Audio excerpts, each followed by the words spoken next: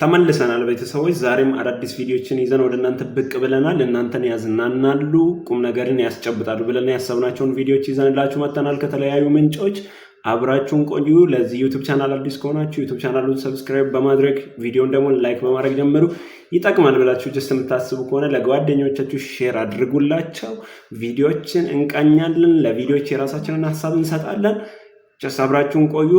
ወደ ቪዲዮ እንሂድ። ቆይ ምንድነው ጻድቅ የምትጫወቱት? ጥሌ ሁላችንም እንወደዋለን አይደል? ግን መልአክ አይደለም መልአክ ነው አላለም። ምን በቀላሉ ጥሌና ዮናታን የተጣሉበት ምክንያት ምንድነው? ጥሌ 3 ወር ሙሉ ተከታታይ ትምህርት አዲስ ኪዳን ካህናት ቸርች ዮናታን ጋር አስተምሮ አንዱንም ማርሲል ቲቪ ዩቲዩብ ላይ ቴሌቪዥን ላይ አላስተላለፈለትም። ባይ ዘ ዌይ ይሄን ሀሳብ ከመጀመራችን በፊት እኔ የራሴን ቪዲዮን ጀስት ቀድሜ ስላየሁት ለእናንተ ለማሳየት ነው እዚህ የመጣሁት እንጂ ቪዲዮን ቀድሜ ስላየሁት የራሴን ሀሳብ ላስቀምጥና ቪዲዮን ጨርሳችሁ ተሰሙታላችሁ። እናንተ መጽሐፍ ቅዱስ ሲናገር በዮሐንስ ወንጌል 13ኛው ምዕራፍ ላይ ኢየሱስ ክርስቶስ ለከ የሚያዝበትና አይሁዶች አሳልፈው የሚሰጡበት ጊዜ እንደደረሰ አውቆ የሐዋርያቶችን ወይም የደቀ መዛሙርቶችን እግራቸውን ካጠበ በኋላ ብዙ ነገሮችን ሲያስተምራቸው ታገኛላችሁ። አክቹዋሊ ወደ ታች ወርዳችሁ ስትመለከቱ ግን መጨረሻ ላይ ቁጥር 35 አካባቢ ላይ ስታዩ ምንድነው የሚላቸው? ሰዎች እናንተ የኔ ደቀ መዝሙሮች እንደሆናችሁ የሚያውቁት በስብከታችሁ በተለያዩ ነገሮቻችሁ እኔም በመከተላችሁ ሳይሆን በእናንተ መካከል ያለው ፍቅር እናንተ የኔ ደቀ መዛሙርቶች እንደሆናችሁ ውጭ ላሉ ሰዎች ያሳያቸዋል ብሎ ይነግራቸዋል። መጀመሪያ እናንተ መምህርና ጌታ ትሉኛላችሁ፣ እኔ ግን መምህርና ጌታ ሆኜ እንኳን የእናንተን እግር ካጠብኩኝ እናንተ እርስ በርስ ከዚህ የበለጠ መተሳሰብ፣ ከዚህ የበለጠ አንዳችሁ ለአንዳችሁ መታዘዝ አለባችሁ ብሎ ይነግራቸዋል። ስለዚህ አሁን በዚህ ዘመን የምናያቸው እንትና ከእንትና ጋር የሚባሉ ሀሳቦች አትሊስት እርስ በርስ እንኳን ያለንን ስትሬንግዝ እርስ በርስ ያለንን ፍቅር የሚያሳዩ ውጭ ያሉ ሰዎች ይሄን እርስ በርስ ያለንን መባላት አይተው ነው ወደ ጌታ የሚመጡት ወይስ ምንድነው የሚለውን ያንዳንዳችሁ የራሳችሁን ሀሳብ ማስቀመጥ ትችላላችሁ። እኔ ከሆንኩኝ እነዚህ ነገሮች ሚዲያ ላይ መውጣት ሌላ ነገር ነው፣ ፈጽሞ መወራትም ያለባቸው ኢሾች አይደሉም ብዬ ነው የማስበው። እስኪ ቪዲዮውን እንጨርስና ተጨማሪ ሀሳብ የምንሰጣቸው ሀሳቦች የሚኖሩ ከሆነ ይዤላችሁ እመጣለሁ። አሁንም ለቻናሉ አዲስ ከሆናችሁ ላይክ፣ ሼር በማድረግ አብራችሁን ቆዩ። እንቀጥል። ጥላቸው ይሄ ነው። ዮናታን ከሱ በላይ ሰው እንዲፈምስ ስለማይፈልግ ዩቲዩብ ላይ አልጫንም፣ ቲቪ ላይም አላሳይም። ለምንድን ነው የማታሳየው ብሎ ጥሌ ጠየቀው። አላሳይም አለው። ያቺ የጥላቸው ምን ስናት ነው? ከዛ በኋላ አያወሩም፣ አይናገሩም፣ አይጋገሩም። ይሄ ውሸት ነው። ዮናታን ብዙ አገልጋዮች ኮምፕሌን ያደርጋሉ። እኛ ትጠራለህ፣ ከዛ በኋላ እንድናገለግል ታደርግና ቲቪ ላይ አንድ ቀንም አታሳየንም። ኦኬ፣ እኔ ጄጅ ማድረግ በእርግጥ አልፈልግም። ሜቢ እናንተ የምታውቁት ነገር ካለ በዚህ ነገር ላይ ዮናታን ጥላሁንን እንደዚህ አድርጎታል ወይ? ጥላሁን 3 ወር ሙሉ በዮናታን ቸርች አዲስ ኪዳን ካህናት ቤተክርስቲያን ላይ አገልግሎ ቲቪ ላይ አላወጣውም ወይ? ዩቲዩብ ላይ በእርግጥ አሁን ዩቲዩብ ላይ ገብቼ ቼክ ሳደርግ የጥሌ ስብከቶች የተጫኑ ስብከቶች አሉ። ግን ሪሊ ነው የሰውዬ እያወራ ያለው ወይስ ጀስት ለዩቲዩብ ጥቅም ነው የሚለውን ነገር ራሳችሁ ሜቢ መረጃ ያላችሁም ካላችሁ መረጃችሁን ማስቀመጥ ትችላላችሁ። እኔ ግን በዚህ ሀሳብ ላይ አላመንኩበትም። ለእናንተም ይዤ የመጣሁት ሜቢ መረጃ ያላችሁ ካላችሁ ግልጽ ይፋ እንድታወጡት፣ ያው የሚዲያ ነገር ስለሆነ ብዙ ሰዎችን ኮንፊውዝ ስለሚያደርግ የራሳችሁን ሀሳብ እንድታስቀምጡ ነው። እስኪ እንቀጥል። ኮምፕሌክስ ያደርጉ ሰምተን እናውቃለን። የጥሌ ግን እሱ ዮናታን ካናዳ ሲሄድ ቸርቹን ለጥሌ ሰጥቶ ነው የሚሄደው። ከዛ ጥሌ ሐዋሳም እዚህም እየተከታተለ ያስተምራል። አንዱንም ግን ቲቪ ላይ ያወጣለት። ያ ቅር አሰኘው፣ ተጣላ። ኦኬ፣ እሺ፣ እዚህ ጋር አሁን አንተ ራስህ አሁን ጥሌ ዮኒ አሜሪካ በሚሄድበት ሰዓት ጥሌ የሄደ ሐዋሳም አዲስ አበባም እየተመላለሰ እንደሚያገለግል ያወቅከው እዛ ሄደ ነው ወይስ ሚዲያ ላይ ከወጣው ነገር ነው ወይስ በምንድን ነው ያወቅከው ከተባለ ይሄ ራሱ ጥያቄ ሊፈጠር የሚችል ነገር ነው አክቹዋሊ። ስለዚህ ጀስት እስኪ እናንተ የራሳችሁን ሀሳብ አስቀምጡ በዚህ ሀሳብ ላይ። ግን እንደ አገልጋይ እግዚአብሔር የሰጠኝን ጸጋ ነው ያካፈልኩት ብሎ መተው ይችል ነበር። የዝናም የምንም ችግር አልነበረበትም ጥሌ በዛን ጊዜ ራሱ ማለት ነው። ቢሆን ራሱ ትክክል ነው ወይ ብላችሁ ታምናላችሁ? ዮናታን ተው፣ ዮናታን ውንብድና ሁላችንም እናውቀው ነው። ግን ዩቲዩብ ላይ አልጫንከኝም ብሎ ለዘላለም መቋረጥ ጥሩ አገልግሎት ነው ብላችሁ ታምናላችሁ? ዮናታን ስልክ ስደውል እንደዚህ እንዲያርገው ነው በቀኝ የሚጫንበት። የጥሌ ደጋፊ ሆኖ ዮናታን ላይ ቅም ዋና የተያዘበት ምክንያት ዩቲዩብ ላይ አለመጫኑ ነው በቃ።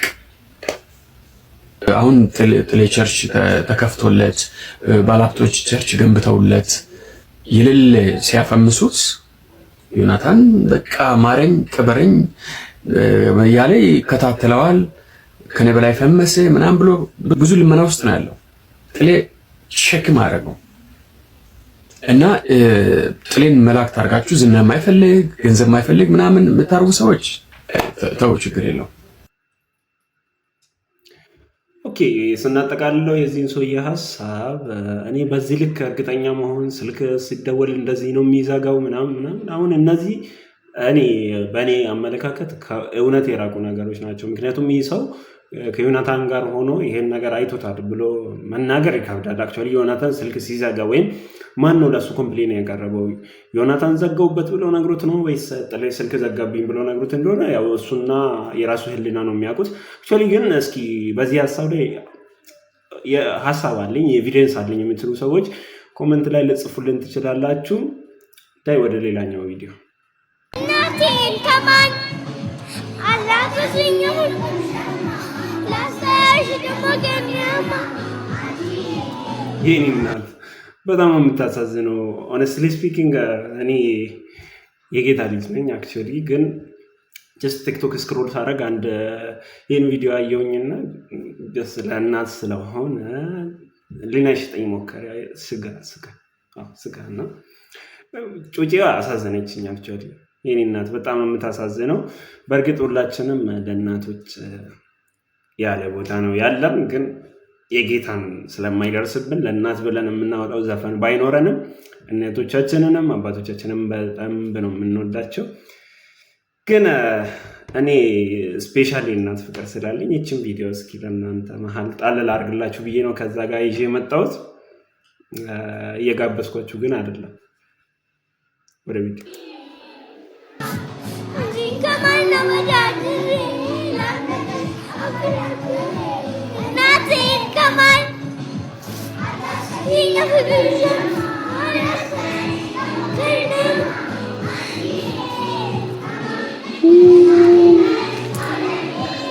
አለቀሰች።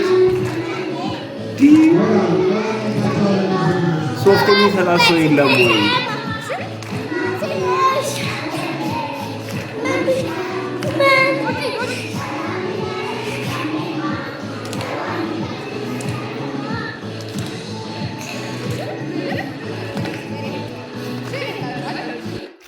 እኔ በዚህ እድሜ ምን ያህል የእናትን ፍቅር አንደርስታንድ ብታደርግ ነው እቺ ልጅ እንደዚህ የምታለቅሰው?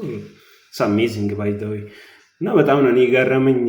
በጣም ኢሞሽናል ሆና ነው እየዘፈነች ያለችው እና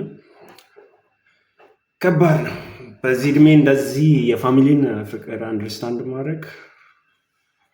ምን አይነት እናት ብታሳድጋት ነው የሚል ጥያቄ ጨሮብኝ ነው። ኦኬ ኤኒዌይስ ወደ ቀጣዩ ቪዲዮ እንሂድ። ለምርቃቱ የገዛው በሬ ወግቶት ሞተ። ምን አይነት አሳዛኝ አጋጣሚ ነው! ከጎንደር ዩኒቨርሲቲ በኤሌክትሪካል ኢንጂነሪንግ በቅርቡ የተመረቀው ወጣት ፍስሐ አስማማው የተባለው ወጣት ለምርቃት ድግስ ተብሎ በተገዛው በሬም ተወግቶ ሕይወቱ ማለፉ ተነግሯል። እውነት ለመናገር እዚህ ጋር ፊልም አደርገው ነገር አንዳንድ ጊዜ እኛ ሰዎች ስንባል ሕይወታችን በእኛ እጅ ያለች ይመስለንና ወዲና ወዲያ ስንሯሯጥ የሆነች ነገር ስናገኝ ስንገባ ስንወጣ በቃ ሁሉንም ነገር በራሳችን አቅምና በራሳችን ጉልበት እያደረግን እንደሆነ ይሰማናል። ግን በቃ ኤቭሪቲንግ ማለት ነው የትኛውም ነገር በእኛ እጅ እንዳልሆነ ነው አንደርስታንድ የምታደርጉት ይህን ቪዲዮ ስትመለከቱ። እኔ አክቹዋሊ በጣም ነው ያዘንኩት።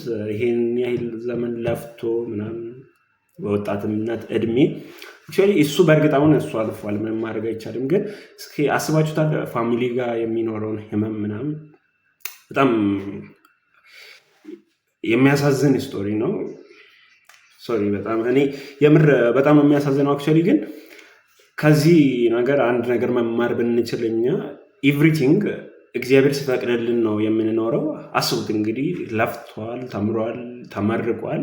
ለሰሪሞኒ የተዘጋጀ ባለበት ወቅት ይሄ ነገር አፕን ማድረጉ በጣም የሚያሳዝን ነገር ነው። ስለዚህ የሁላችንም እድል ፈንታ በእኛ እጅ አይደለም ያለው፣ አክቹዋሊ በእግዚአብሔር እጅ ነው ያለው። ስለዚህ ይሄን እያሰብን በምድር ላይ ስንኖር መልካም ሰዎች ሆነን ብንኖር መልካም ነው ባይነኝ እኔ።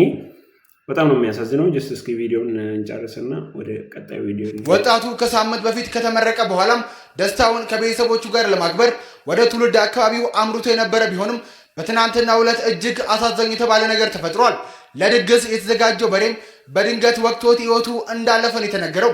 የቀብር ስነ ስርዓቱም ዛሬ የተፈጸመ ሲሆን ለቤተሰቦቹና ለወዳጅ ዘመዶቹ በሙሉ መጽናናትን እንመኛለን። ነፍስ ይማር፣ የምር ነፍስ ይማር። እግዚአብሔር ያጽናቸው ቤተሰቦቹን። በጣም ነው የሚያሳዝነው። ሲወዲኛውን በዜና በቲክቶክ ላይ ስንሰማ የሆነ በቃ የኛ ታሪክ ስላልሆነ ምንም ብዙ ፊል ላናደርግ እንችላለን። ነገር ግን እስኪ ወደ ራሳችን የታምጥተን ስንመለከተው በጣም ሀርትፉል የሆነ ስቶሪ ነው። እኔ በጣም ነው ያዘንኩት አክቹዋሊ። እና እግዚአብሔር ቤተሰቦቹን ያጽናቸው ነው የሚባለው። ሌላ ነገር በእርግጥ ምንም አይባልም። ቤተሰቦች እንግዲህ የዛሬው ቪዲዮችን የተከታተላችሁትን ይመስላል። እስከዚች ድረስ ተከታትላችሁን ከሆነ ዩቱብ ቻናላችንን ሰብስክራይብ ማድረግ እንዳይረሳ። የተለያዩ ስፒሪቹዋል እና ከመንፈሳዊ ነገር የተገናኙ ኮንቴንቶችን እንደዚህ እየሰራን እናቀርብላችኋለን። ቻናላችንን ከወደዳችሁት ላይክ፣ ሼር፣ ሰብስክራይብ፣ ለጓደኞቻችሁ ደግሞ ሪከመንድ ማድረግ አይረሳ። ኮሜንት ስር ደግሞ እንድሰራ የምትፈልጉትን ነገር ጻፉልን። እንወዳችኋለን። ቸር ሰንብቱ።